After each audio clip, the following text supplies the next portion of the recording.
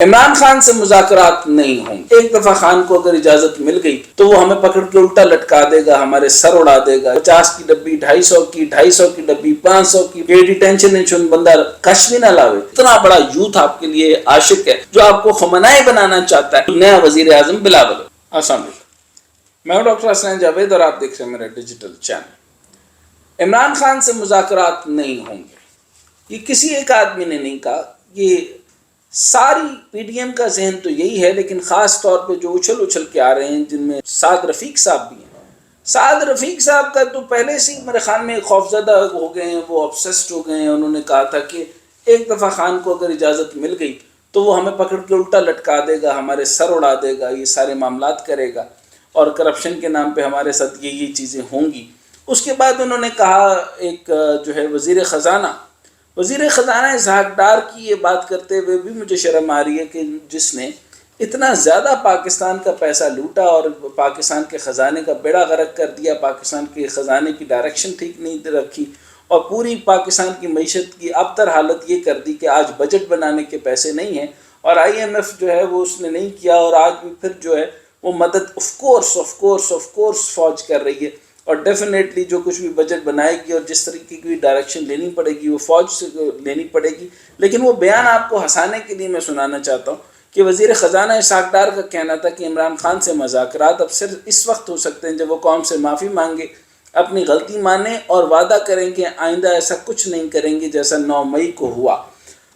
9 مئی تو جو ہوا سو ہوا، نہیں ہونا چاہیے تھا، لیکن وزیر خزانہ صاحب آپ کی وجہ سے جو کچھ ہوا ہے اس کا رزلٹ کون دے گا؟ جو مارا ماری ہو رہی ہے، جو ہر طرف کارٹلز ہیں، جس کو 50 کی ڈبی 250 کی، 250 کی ڈبی 500 کی، 500 کی 1000 میں مل رہی ہے، لوگوں کے جو ہے وہ ہماری بہت ہی شاندار ہم باعث عزت خاتون ہیں، وہ سائرہ بانو صاحب، وہ بڑی انٹرسٹنگ تقریر کیا کرتی ہیں کہ ایڈی ٹینشن نہیں بندہ کش بھی نہ لاوے۔ تو یہ حالت انہوں نے کر دی ہے کہ اب اتنی ٹینشن میں انسان کش نہیں لگا سکتا۔ روٹی 100 روپے کی ہونے جا رہی ہے۔ آپ یہ دیکھیں گے کہ آپ سبزیاں دیکھیں گے کہ آپ کے ان ریچبل سبزی ہو جائے گی، دالیں آپ کا ان کو ہاتھ نہیں لگا سکیں گے، فوڈ انفلیشن انتہا درجے کی پہنچ جائے گی، اور آپ کی کور انفلیشن اخیر درجے کی پہنچ چکی ہے۔ کرنٹ اکاؤنٹ ڈیفیسٹ آپ کا جو ہے وہ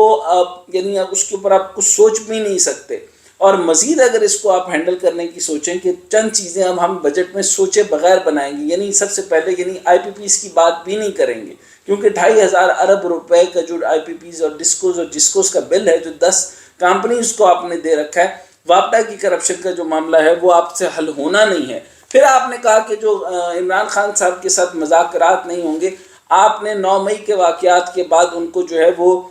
جو کچھ بھی آپ نے ثابت کرنا چاہا، لیکن آپ نے ان کو پارٹی میں اس لیے نہیں رہنے دینا تھا کیونکہ اب آپ ان سے الیکشن نہیں لڑ سکتے تھے۔ آپ نے سپریم کورٹ کی بات نہیں مانی، یہ دہشت گردی نہیں ہے؟ کیا آپ نے دوسرے جو سپریم کورٹ کے جو فیصلہ جو دوبارہ انہوں نے لیا، ہیئرنگ دی، یہ دہشت گردی نہیں ہے؟ پھر آپ صاف انکاری ہو گئے اور آپ انٹرم گورنمنٹ میں بیٹھے ہیں، اور انٹرم گورنمنٹ کو آپ ناجائز اور غیر آئینی طریقے سے آپ چلا رہے ہیں، یہ دہشت گردی نہیں ہے؟ کیا یہ سارا کا سارا یہ لوٹ کھسوٹ جو کچھ ہو رہا ہے، یہ سارا کا سارا آپ بھی جانتے ہیں کہ جتنا اس ٹائم پر جو ہے وہ ووٹر نیا بنا ہے، وہ کس نے بنایا ہے اور کس کیا ہے اور آگے کیا کرے گا۔ اور مزے کی بات یہ ہے کہ یہ آنے والے جو جوان آ رہے ہیں یہ وہ نہیں ہیں جو آپ کے آٹے، دال، روٹی، مکھن، کیا نام ہے اس کا، کھمبے، روڈ اور یہ ساری چیزوں کے اوپر بک جائیں گے، یہ وہ نہیں آ رہے۔ انہوں نے آٹے کے اوپر آپ کو ووٹ نہیں دینے۔ ڈائنامکس بڑے چینج ہو گئے ہیں، لیکن ایک ٹیم بنائی گئی تھی 7 رکنی ٹیم، جس کے اندر شاہ محمود قریشی، پرویز خٹک، اسد کیسر، حلیم عادل شیخ، اون عباس، مراد سعید اور حماد اظہر مذاکراتی ٹیم کا حصہ ہوں گے۔ انہوں نے کہا کہ ہم ان کو 9 مئی کے بعد مانتے نہیں ہیں، تو پھر اس کے اوپر میں اس کے اوپر کیا بات کروں۔ ایک بڑی امپورٹنٹ بات تھی، میں نے خان صاحب کے لیے عرض کرنا چاہتا ہوں چند گزارشات۔ اعجاز الحق صاحب کے جیسے ہی وہ آ رہے تھے تو اس وقت بھی میں نے یہ کہا تھا کہ کون اعجاز الحق، یعنی اعجاز الحق صاحب نے صاف الیکشن کمیشن کے سامنے مکر گئے کہ میں تو ایک اپنی پارٹی تھی، اتحادی تھا، لیکن وہ جو مفلر پہنا تھا پی ٹی آئی میں باقاعدہ شمولیت کا اعلان کر کے، کیسے لوگ مکر جاتے ہیں۔ پھر ایک ویو چلی اور اس کے اندر آپ نے بڑے بڑے حلقوں کے اندر جو پکے جیتنے والے حلقے ہیں وہ سارے کے سارے پی ٹی آئی کے ساتھ داخل ہو گئے اور وہ داخل ہوتے چلے گئے۔ اچھا، اب معاملہ یہ بنا کہ وہ سارے کے سارے اس پارٹی کے اندر آ گئے. اور یہ جو 9 مئی کا واقعہ ہوا جو کہ بہت غلط ہوا، بہت ہی غلط ہوا، اس نہج پہ نہیں پہنچنا چاہیے تھا، پہنچ گیا، یہ سب لوگوں نے رکنیت سے مستعفی ہو گئے. اب خان صاحب کے پاس ٹائم ہے، خان صاحب نے چہرے بھی دیکھ لیے، خان صاحب نے معاملات بھی دیکھ لیے، ان کے ساتھ کتنا وقت ان کو گزارنا پڑتا ہے. سدھارتھا کی طرح دوبارہ سے he must have to think again, then he must have to wait and patiently، پھر اس کے بعد he can wait and fast. ان کو سوچیں، اپنے دماغوں پر غور کریں، اور پھر جو ہے وہ صحیح جوان جو بنیر سے آوازیں دیتے تھے کہ ہمیں آپ جو ہے وہ نہیں دیکھ رہے، پھر وہ لوگ جو ہے وہ ساؤتھ وزیرستان سے آپ کے ساتھ آنا چاہتے تھے، جو پنجاب کے ہیں، جو غریب لوگ ہیں اور جو چھوٹے چھوٹے ایکڑوں کے ساتھ جو ہے لیکن ان کے اندر اویئرنیس ہے، وہ پولیٹیکل اویئرنیس رکھتے ہیں، وہ پولیٹیکل سٹرکچرنگ کی باتیں کرتے ہیں، وہ اپنے غریب بچوں کو پڑھانا چاہتے ہیں، جو اپنے جو حکومت کے سکول ہیں ان کو دوبارہ سے آباد کر کے ان کے اندر بینچز رکھنا چاہتے ہیں، ادھر اے سی لگانا چاہتے ہیں، ادھر کے وہاں پہ اچھے طریقے سے ٹیچرز کو ٹیچنگ کی ٹیکنیک سکھانا چاہتے ہیں، ووکیشنل انسٹیٹیوٹ بنانا چاہتے ہیں. ان لوگوں کو آپ لے کر آئیں. آپ چھوڑ دیجئے الیکٹیبلز کو. آپ ویسے بھی تو پارٹی بند ہوگی، اب پارٹی جب بند ہوگی تو اس کے پاس آپ کے پاس رننگ ایکسپنس نہیں ہے، پیٹی کیش نہیں ہے، اب آپ کی پارٹی کہاں سے چلنی ہے؟ تو چنانچہ خان صاحب اب دوبارہ بیک ٹو اسکوائر ون، اپنی دوبارہ اوریجنل تھاٹس کی طرف چلے جائیں کہ ان الیکٹیبلز نے انقلاب نہیں لانا، ان سے سوشل کانٹیکٹ دوبارہ نہیں بننا، سوشل کنسٹرکشن نہیں ہونی. ریفارم وہی لاتا ہے جو اس تکلیف سے گزرا ہوتا ہے، ریفارم وہی لاتا ہے جس کے گھر میں بجلی نہیں ہوتی، ریفارم وہی لاتا ہے جس کے گھر میں جو ہے اے سی ہو لیکن وہ چلا نہ سکے، ریفارم وہی لاتا ہے جو کہ پورے اس ملک کو جو ہے وہ مضبوط دیکھنا چاہتا ہے. وہ کہتا ہے کہ میرے پاس کپڑا ہے، میرے پاس چیزیں ہیں، میری پاس صنعت ہے. میں اپنے ملک کے اندر نیشنلزم تبھی پیدا ہوتی ہے جو اس تکلیف سے گزرا ہوتا ہے. لیکن جو یہاں سے ملک چھوڑ کے چلے جائیں گے، جو اشرافی ہیں، جو 6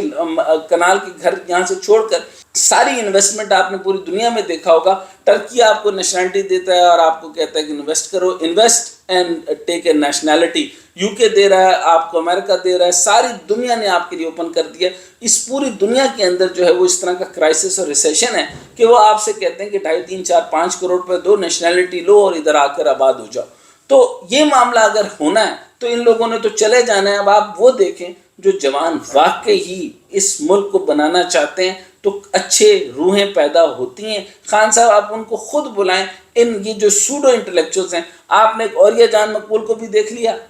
آپ نے اس اللہ والے کو بھی دیکھ لیا، باقی یہ جو سارے کے سارے یہ پھر گئے، یہ بغیر پینڈے کے لوٹے ہوتے ہیں. ان کو اگر آپ کو پیسہ نہیں دیں گے، آپ ان کو جو ہے وہ لفافہ نہیں دیں گے، یہ پھسل جائیں گے. آپ نے ان پہ تکیہ کیا، آپ نے الیکٹیبلز کے اوپر تکیہ کیا، اور آپ نے اصل قوت جو آپ کا جو اتنا بڑا یوتھ آپ کے لیے عاشق ہے، جو آپ کو خمینائی بنانا چاہتا ہے، آپ نے ان کی بات نہیں سنی اور آج آپ نے 9 مئی تک پہنچ گئے. آپ اگر صحیح طریقے سے ان کی باتیں سنتے رہتے اور ان لوگوں اور ان الیکٹیبلز کے چکر میں نہ پڑتے، اور یہ جو آپ کاغذی قسم کا انقلاب آنا تھا اس سے اگر آپ پرہیز کرتے تو خدا نخواستہ یہ آج ہمارے پر جو سچویشن دیکھنی پڑی. بڑے افسوسناک بات ہے کہ ہماری بیٹیوں کے اوپر کیا کیا باتیں ہو رہی ہیں. بڑی افسوسناک باتیں ہیں کہ کسی کے لیے اگر ریپ کی بات بھی کر دی جائے تو اس کی زندگی کا کیا بنے گا. یہ ماڈرنٹی، نان ماڈرنٹی، مولوی فیکٹر، اور آپ جو ہے وہ لڑکیوں کے ہاتھوں میں سگریٹیں دکھا کر کے چاہتے ہیں کہ یہ مطلب یہ آپ اتھارٹی اور لائسنس دے رہے ہیں کہ جو لڑکی ماڈرن ہوگی اور جس کے ہاتھ میں سگریٹ دیکھیں گے آپ اس کے اوپر ریپ کر کے ضرور لگائیں گے. یہ کیسی سوچ کے پیداوار لوگ ہیں. اور اس چیز سے میں آپ کو یہ بتاؤں، 9 مئی کے بعد جس طریقے سے پی ٹی آئی اب ختم ہوگی یا نہیں ہوگی یہ تو مجھے پتہ نہیں. نون لیگ نہ پہلے تھی، نون لیگ نہ کل ہوگی. اور ایک بات یہ ہے کہ شہباز شریف نے کہا کہ بلاول صاحب کی طرف سے بڑی میٹھی میٹھی باتیں آ رہی ہیں. اس میٹھی بات کا مطلب یہ ہے کہ بھائی اب آپ کا ٹائم ختم ہو گیا، اگلا سال اب ہمارا ہے، تو نیا وزیر اعظم بلاول ہوگا.